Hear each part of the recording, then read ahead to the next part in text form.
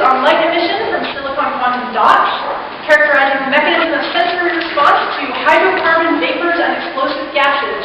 If you don't understand what that means, you'll have to ask him later.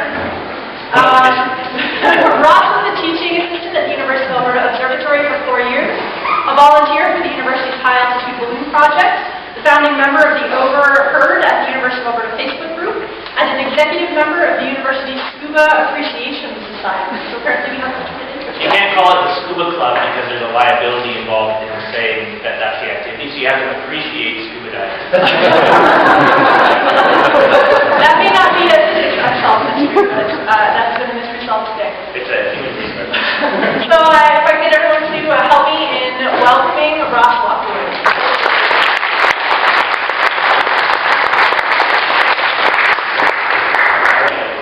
So I've gone a little bit outside of my comfort zone by talking about these things, and one of the reasons that I chose this topic was because I can't answer any questions that you have about it. So feel free to interrupt me. I do think that I'm going to be short of time, so if there's something that you want a little bit more explanation for, it's fine to interrupt me with a raised hand or something like that, and just shout out your question. So obviously the topic I'm going to discuss today is mysteries on the frontier of physics, and for today I would like to just adopt a definition of mystery being an observation that we can't account for at our level of understanding. And this is, so it's not like a Sherlock Holmes mystery where we know that there's a murderer somewhere.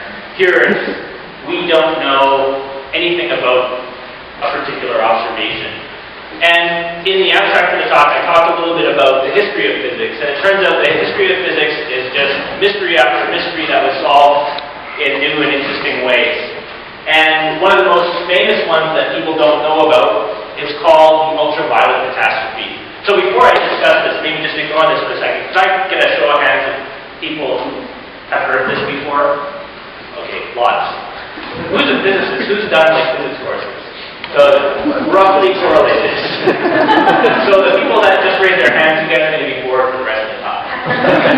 So the ultraviolet catastrophe was a problem in physics at the turn of the century. And the problem arose because in classical physics, there was nothing to describe how a black body radiator works. So a black body radiator is something that emits radiation that's dependent on its temperature. So it could be the sun, it could be your stove oven coil that glows red when it's hot. It could be your body.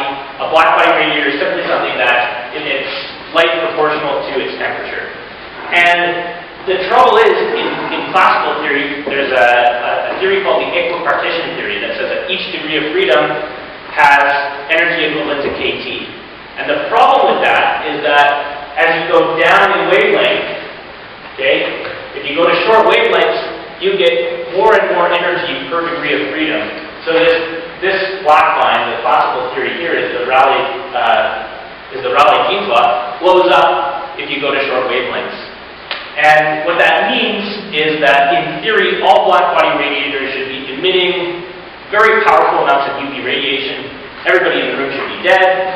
The universe should be just an intense explosion of gamma rays and X-rays. And since we're all alive, since it's not an explosion of gamma rays, physicists, caught on pretty quick that there was something wrong with the theory. And the way it was solved was by Max Planck, basically by saying that electromagnetic radiation needs to be carried on individual photons. So you take that kT energy I was talking about earlier, and you divide it by basically the Planck distribution. And what that does is it makes all of these graphs turn around. So for each, I've got 3,000 Kelvin, 4,000 Kelvin, and 5,000 Kelvin there. It makes them turn around and go back to zero before they blow up and kill everybody. Okay? And the interesting thing about the ultraviolet catastrophe was that at this point in history, physicists, classical physicists, believed that physics was solved. That there was maybe this to tidy up and a couple of other little things. But what happened is that this opened Pandora's box to quantum mechanics and to modern theory. And we've been struggling for the last 100 years to even understand that much. So that's on the small scale. That led to quantum mechanics. On the other end of the spectrum, there was, basically around the same time, the theory of general relativity being developed. And so Einstein came up with the theory of general relativity in 1950, and so ignore that for a second, I skipped ahead a little bit. And he deduced that the universe had to either be expanding or contracting, or what he figured, it had to be static. So he added what's called the cosmological constant. And if anybody has seen any quotes about Einstein, you'll know that the cosmological constant he attributed to his greatest blunder in physics. The reason being that in 1929, Hubble went and pointed his telescope at every galaxy, distant galaxy he could find, and calculated their redshift. And the redshift is a measure of how fast the galaxy is receding from us. So if you look at the graph, you'll see that the distance to the galaxy in megaparsecs, it has a linear trend with its redshift. So the further away the galaxy is, the faster it's receding from Earth. And it doesn't matter what direction you look. So this is a homogeneous observation. If you look off in that direction, or this direction, or that direction, all the galaxies in those directions are all moving away from us. Now, of course, there's this Virgo cluster, and there's statistical deviations from the trend line there. That's mostly due to the proper motion of the galaxies. But the way this is explained is that in the context of general relativity, that the universe is actually expanding. So that put Einstein in his place. Hubble said, no, there's no cosmological constant where if there is, it's not the way that Einstein formulated it, and that we're actually in an expanding universe. So we looked at something on the small scale, we looked at something on the big scale, and this kind of translates into one of the modern problems of physics that you'll learn about in a little more detail in half an hour's time, and that's dark matter. So basically, because the universe is expanding, we know that there's forces within it that have to be explained with things like dark matter and dark energy. So dark matter, basically we know that it exists because there's evidence for it in the rotation rates of galaxies. There's all sorts of other evidence for it, but I'm going to stop there. And I'm going to suggest if you are curious about dark matter, just stick around in this room for the next talk that Reese is giving. Alright, so existing mysteries, everybody's pretty familiar with those, and the other ones have been solved. So let's talk a little bit about some new mysteries, some that you probably haven't heard about. So the Arcade mission is a radio telescope that was sent up above the atmosphere, or as high as you can get in the balloon, to listen to radio waves from the first generation of stars. And the scientists wanted to deduce how many stars there were, what their power was, and how that compared to the cosmic microwave background. So the signal that they're looking for actually competes with radio galaxies and with the cosmic microwave background. But what they found when they're looking for these things is that the power emitted at the frequencies that they were interested in was 6 times louder than they expected it to be. And so they dubbed it the space roar, and the quote there is from the lead scientist on the team. Instead of a faint signal we hope to find, here's a booming noise 6 times louder than anyone had predicted. So this is listening to the birth of stars in the early universe, and what they found is that there's this incredibly loud signal. And they can't explain it. So it doesn't fit into the cosmic microwave background. It's not accounted for by the density of galaxies in the early universe. And it's, as of today, still an outstanding mystery. So this is one of the things where you could ask questions all day long, and I would say, I don't know, all day long. So that's on a cosmological scale. Now I'm going to be a little bit embarrassed, but so on a medium scale, we'll talk about magnets, but I'm not going to talk about them in the context of their nanostructure. So if you don't know what this is these are the lead singers of Insane Clown Posse who have spawned, I think spawn is the right word, a class of bands called Juggalos. And they have a very famous song called Miracles, in which the lyrics go, bleak magnets, how do they work? And you know, I can't criticize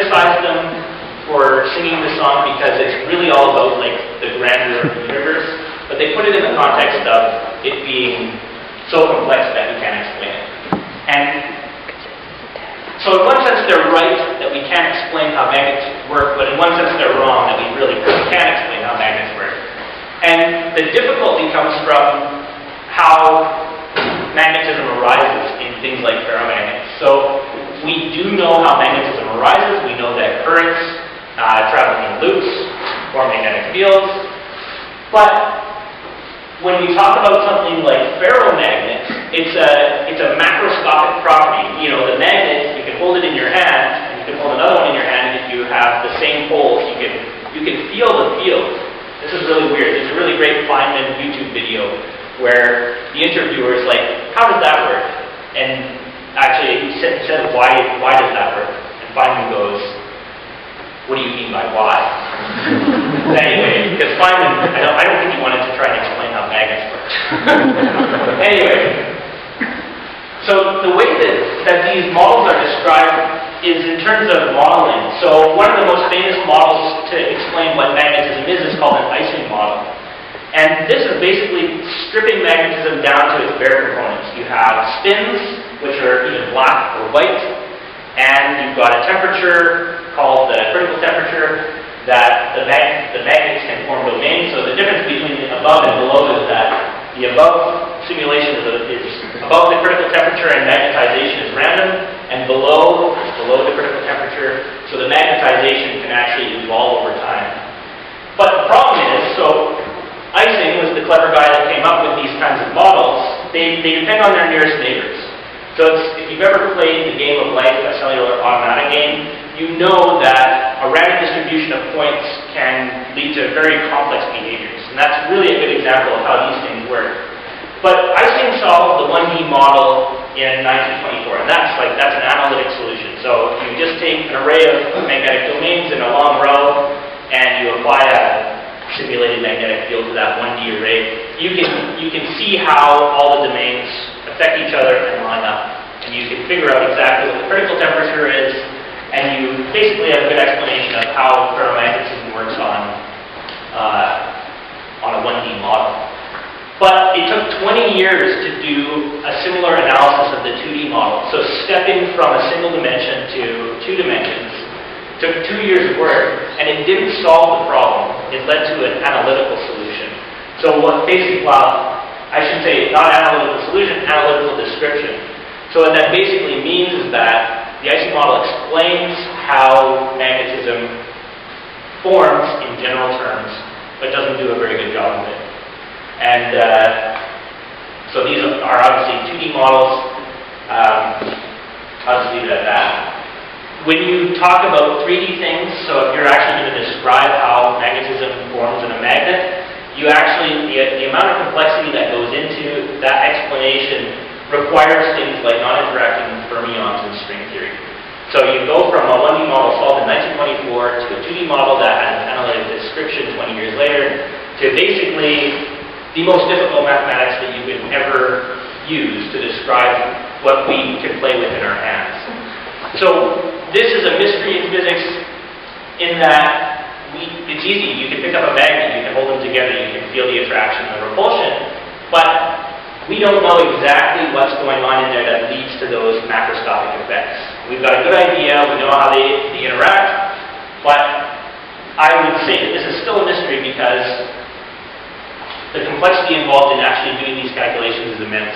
And so while I'm on the topic of complexity, I'd just like to say that outside of physics, this is really what scientists are working on these days. And we're working on, most problems in biology, chemistry, and even physics today can be classified under complexity. That anytime you've got an interacting system, the models that you use to describe it will never do a complete job. And there's actually some interesting things about this. So, what am I trying to say at this slide? This slide is basically, I want to distinguish between complexity and chaos because they're not exactly the same thing, and the division between them is it's called the edge of chaos. So chaos, well, let's just read it out here. Complex systems. Okay, forget that first point. I don't know why I said that. The chaos theory describes extremely complicated but deterministic information. So if you have a complete theory within the frameworks of chaos theory, if you've got all the information about that system, you can predict its evolution. All right? Which is kind of weird. You actually think that chaos implies the opposite, but hey, that's how it works. And then there's complexity theory that says no matter how much you know about a system, there's no way of predicting future states of it. And the difference between these two is called the edge of chaos. So I think I'm just going to leave it at that, and I've got a picture there from Iodine and the Human Brain Project. So our brains are still in the realm of, we don't understand how they work because they're such a vast interacting system, where each subunit, we can't even explain how single neurons work. The models we can use to describe them, but the models aren't ever going to be complete unless you can do a complete quantum mechanical simulation of every single particle in the neuron. And even then, you've got quantum mechanics to deal with. So you're in the realm of the Heisenberg uncertainty principle, where the more you know is the less you know. All right. So, okay, let's get back to some topics that I can actually talk about and do a better job of. So, this is the last mystery that I'm going to talk about today, and it's called, well, it has to do with the proton spin. So, this has a little bit to do with magnetism, but I'm going to forget about the magnetism for now. Basically, most subatomic particles have a property known as spin. And physicists are very keen on understanding where that spin arises from. So in the case of the electron, you're looking at something that is a dimensionless point particle, and there's a property that it has called spin. It can either be spin up or spin down.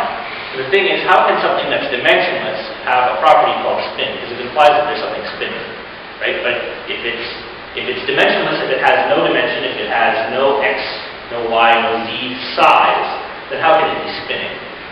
So anyway, that's another mystery. So I'm not talking about that specifically. But the proton also has a spin. And when you talk about the proton, there is a defined size that you can do. You can say, what's the distance between the constituents within the proton? And then you can say, are those spinning? So physicists in 1987 decided, well, let's nail down exactly where the proton spin comes from. And as it turns out, they figured at first, okay, the protons are all made of 3 quarks. And the 3 quarks all have spin 1/2. So yeah, before we go any further, the proton has spin 1/2, and each of the quarks has spin 1/2. But the quarks can spin independently within the proton. So the thought was initially that since each of the quarks is spin 1/2, one of them will be spin up, another will be spin down, and those two will cancel each other out. And the last one will be spin up or spin down, and that's what leads to the spin of the proton. But as it turns out, that's not how the proton spin works. And so they did all sorts of clever experiments by colliding particles together and smashing them together and allowing the quarks to fly off and measuring the spin of the things that the quarks turned into, because quarks can't exist on their own. They have to be in pairs or triplets. And so that was as early as 1987 they were interested in figuring this out. As late as 2008, they were still trying to figure this out. And what they found is that the quark spin within the proton accounts for less than 25% of the total spin. So they figure, okay, it's not the quarks. Is it the things that hold the quarks together? And those are the gluons. So in this little diagram here, you can see there's these little chain links that have arrows pointing every which way. And they figured, okay, if the chain links can have spin, then maybe that will sum up to the proton spin as well. But as it turns out, only 40% of the spin is attributed to the gluons. So from the quarks and the gluons within the atom, you're still missing 35% of the proton spin. And so this is what they've dubbed the Proton Spin-Crisis. And this is, when I was in my second year physics, I was like, oh, this is a cool username. And that's how I got it. But the more and more I study, the more and more I'm getting close to problems like these. So in my actual research, I look at silicon quantum dots, and on the surface of silicon quantum dots, they're terminated by hydrogen atoms.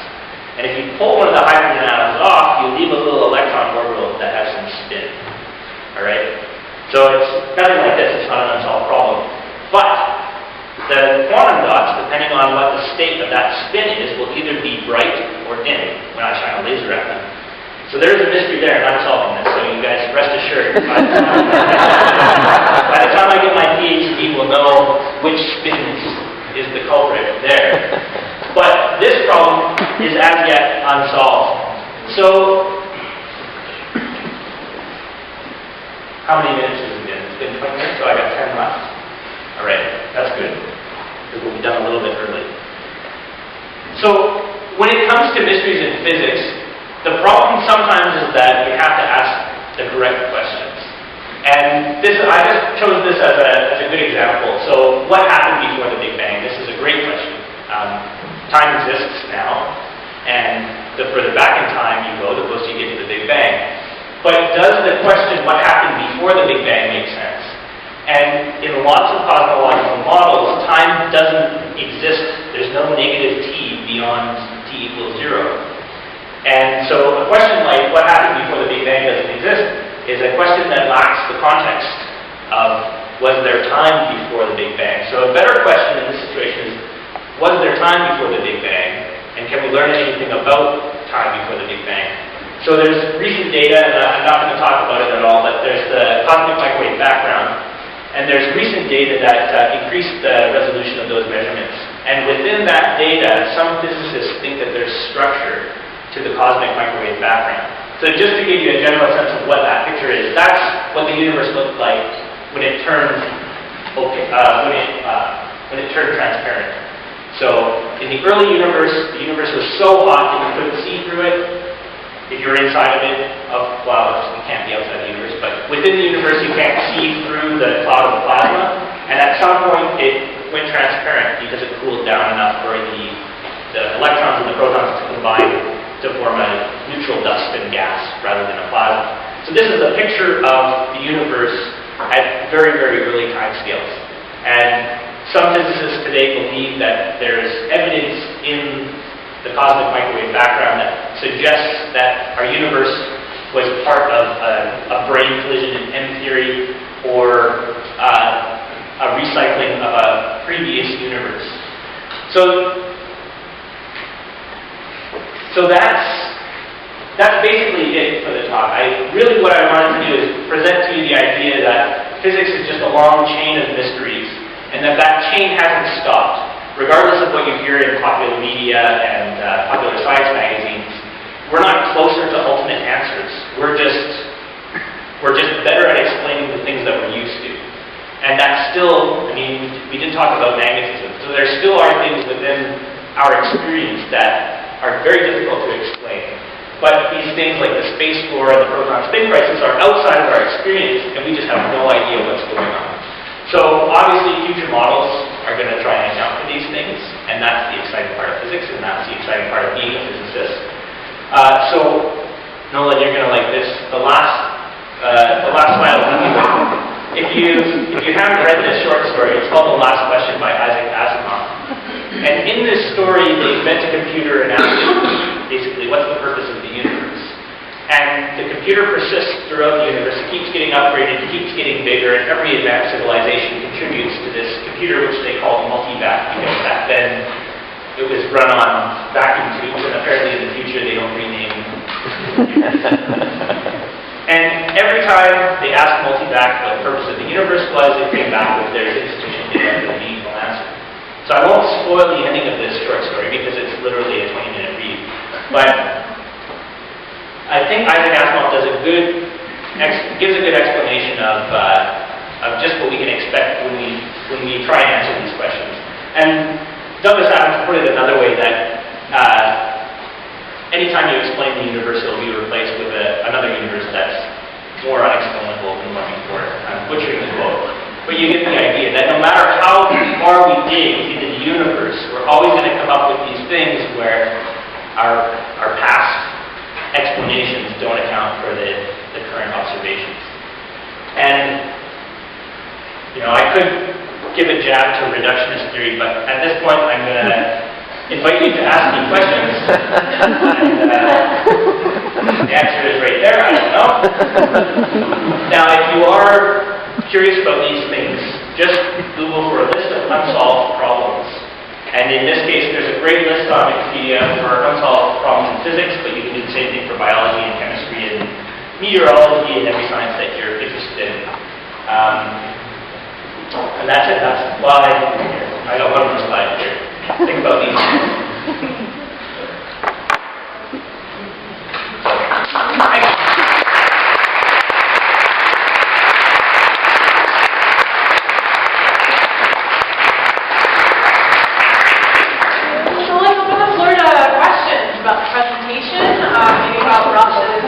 Research specifically. I'm sure you could have some questions about that if there was some interested parties. Anybody got a question? Awesome. What about the nature of gravity? Is there still a mystery with that? I think you don't have to. Yeah, that's a good one. So I'll just give you some context before I answer it. I've taken one cosmology course and one special relativity course, but no general relativity course. So as far as I know, who would be better to answer here? There's lots of physicists in the room, but I'm not sure who would be better to answer. I think gravity is pretty well explained by the general theory of relativity, and within the context of our understanding of the universe, it does a really great job of explaining current phenomena. So it's not likely that a better theory of gravity will explain any of these unsolved mysteries. But there may be terms in higher order general relativity where something like the space core is actually explained by, I don't know, some weird curvature of the universe, fundamental frequencies. But I'm obviously butchering this, so don't. I'm not a cosmologist. I'm not a. If you have quantum mechanics questions, I'll do a better job of explaining those. You mentioned cosmology. I'm wondering, have recent space exploration missions shine any light on some of our modern mysteries? That's a good question, and the answer is yes, but the problem with that is that every experiment that we build is orders of magnitude more expensive than the last one. So when we send satellites up, like the Planck satellite, which did the updated cosmic microwave background, we're really getting now to the limits of what the universe can tell us. So this is cool, right? As far as the things we can build are concerned, so let's use the Planck telescope as an example. The noise level on the Planck telescope is lower than the noise level in the cosmic microwave background. So they actually have to cool the detector on that below the average temperature of the universe. Otherwise, they would just get garbage data. But as a result, I think they're planning one telescope that's meant to have higher resolution, but it's like 20 years in the future. So, what was your original question? Have any of the recent missions shined any light on some of our models? The problem that I presented in particular, no. But like I said, that the cosmic microwave background, the increased resolution that we got from Planck does have some fine structure that physicists are playing with the data now to see if it explains anything about the early universe that we couldn't tell from the existing data. And every time that happens, every time the Large Hadron Collider goes up in energy, the same thing happens, right? We learn now about the Higgs boson, and eventually we're going to sit around to start thinking about supersymmetric particles and that kind of thing. But maybe to tie things back together a little bit to the gravitational question, there is still the theory of quantum cosmology, or quantum gravity is another word for it, where you are combining the theories of quantum mechanics and general relativity. And right now they really don't mesh together very well. And so we're hoping, in our lifetime, let's say, that at least some of these will be resolved. But I don't want you to be satisfied with that answer, because if those are solved, then I want you to realize that there's going to be something else to do. Yeah. Let's talk about more questions. Okay. What about inconsistency in constants? That's a good question, actually. So in my research, I recently figured out that there's something called the G factor for electron spins. And a free electron spin has a G factor of 2.002 and 12 more decimal places. So it's one of the most well-known constants in physics. When physicists talk about theories that explain things better, it typically is that they're resolving how things work on the far end of those constants. So, as far as the speed of light is concerned, we're not going to be altering the first 6 digits of it. But it may be that the last few digits get altered as we get better and better explanations of the universe. So, this is like a huge topic about like how do you, and this is what physicists do their entire undergraduate degree. How do you characterize the error in a physical constant? How do you know that one experiment measuring that constant is going to give you the same answer as another experiment, a completely different one measuring the same constant? And so it's just, the more science we do, the more precision we get, and the better answers we get out of these things. Thank you very much.